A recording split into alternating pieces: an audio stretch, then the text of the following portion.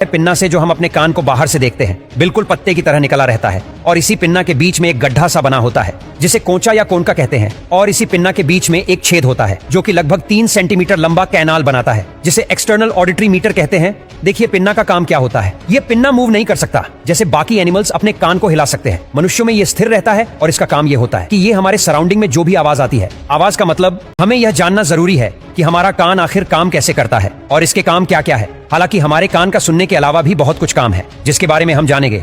देखिए हम सब जानते हैं कि हमारा कान हमें सुनने में मदद करता है और हम जितना भी इंफॉर्मेशन लेते हैं उनमें से 13% इंफॉर्मेशन अपने कान से ही लेते हैं, मतलब सुनकर लेते हैं। इसलिए पहले हम ये जानते हैं कि हमारा कान कैसे बना हुआ है। जब हम अपने कान की संरचना को देखते हैं तो हमारा कान 3 पार्ट में बटा हुआ है, आउटर ईयर, मिडिल ईयर और इनर ईयर। कान का हर एक पार्ट अलग अलग काम करता है और अलग अलग सबका फंक्शन है। सभी साउंड को प्रोसेस करने का काम करते हैं। हमारा जो आउटर ईयर होता है ये बना होता है, ईयर स्टार्ट हो जाता है जो 3 छोटी छोटी हड्डियों से मिलकर बना हुआ होता है और इसमें एक ट्यूब होता है जो नीचे की ओर जाता है। ये 3 छोटी छोटी हड्डियां हैं, ये हमारे शरीर में पाई जाने वाली सबसे छोटी हड्डियां होती है। जब ईयर ड्रम बाहर से आने वाले साउंड वेव की वजह से वाइब्रेट करने लगता है तो इसी ईयर ड्रम से कान की ये तीनों छोटी छोटी हड्डियां जुड़ी रहती है। देखिए हमारे कान के मिडिल ईयर से एक और ट्यूब नीचे की ओर निकलती है जिसे यूस्टेशियन ट्यूब कहते हैं। ये हमारे नाक से जुड़ी रहती है। जब भी हम सांस लेते हैं तो नाक के अंदर एक छोटा सा छेद रहता है जो यूस्टेशियन ट्यूब के थ्रू हमारे कान से जुड़ा रहता है और जब भी हम सांस लेते हैं तो एयर यूस्टेशियन ट्यूब के थ्रू मिडिल ईयर में आकर यहाँ पर ईयर ड्रम पर अंदर की ओर से प्रेशर लगाती है।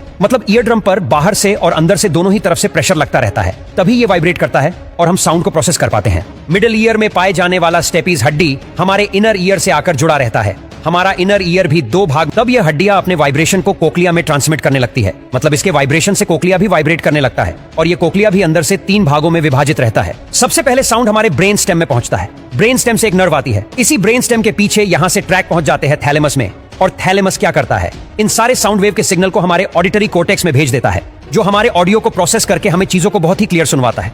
जो भी एयर प्रेशर में वेरिएशन होता है उसे वातावरण से कैप्चर करके ये साउंड वेव को एक्सटर्नल ऑडिटरी मीटर्स में ट्रांसमिट कर देता है। उसके बाद जैसे ये साउंड की एनर्जी बिल्कुल फोकसिंग के साथ एक्सटर्नल ऑडिटरी मीटर्स में प्रवेश करती है, यह हमारे ऑडिटरी कैनाल के एंड पर मौजूद ईयर ड्रम, जिसे टिम्पैनिक मेम्ब्रेन भी कहते हैं, वहां पर जाकर टकराती है। जब sound wave external auditory meatus में आती है तो यह कैनाल साउंड को थोड़ा एम्पलीफायर कर देता है। इस ईयर ड्रम के दूसरी ओर हमारे कान का मिडिल में बंटा रहता है। एक होता है कोक्लिया जो इसके पीछे इससे जुड़ा हुआ होता है, हमारा वेस्टिबुलर सिस्टम जो हमारे शरीर को बैलेंस बनाए रखने में मदद करता है।